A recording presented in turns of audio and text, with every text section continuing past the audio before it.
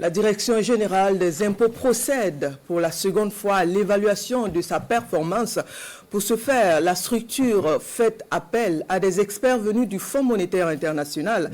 L'activité s'inscrit dans le cadre de la mise sur pied d'une feuille de route en vue de poser les fondements d'une culture de la performance.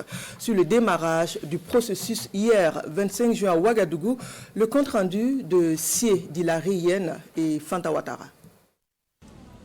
Le système fiscal burkinabé, encore soumis à un diagnostic externe après celui de 2017, une délégation d'experts venus du secrétariat TADAT, Tax Administration Diagnostic Assessment Tool, est commise à cette tâche. Elle est chargée de passer à la loupe la performance de l'administration fiscale du Burkina Faso selon les normes et standards internationaux. Donc c'est une évaluation qui va mettre en lumière nos forces, mais aussi nous donner donc les éléments sur lesquels nous devons travailler pour avoir une administration performante, durable, résiliente au service donc de nos usagers.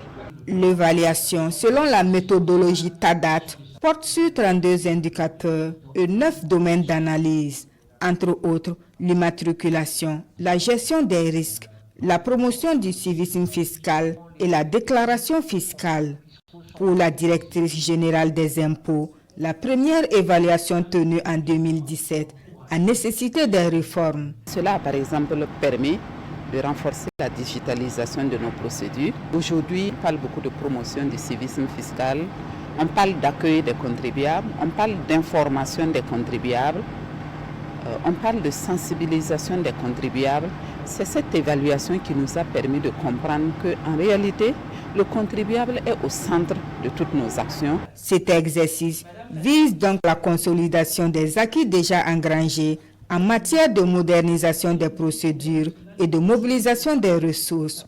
La mise en œuvre de l'évaluation TADAT au Burkina Faso est soutenue par le Bureau de la coopération suisse.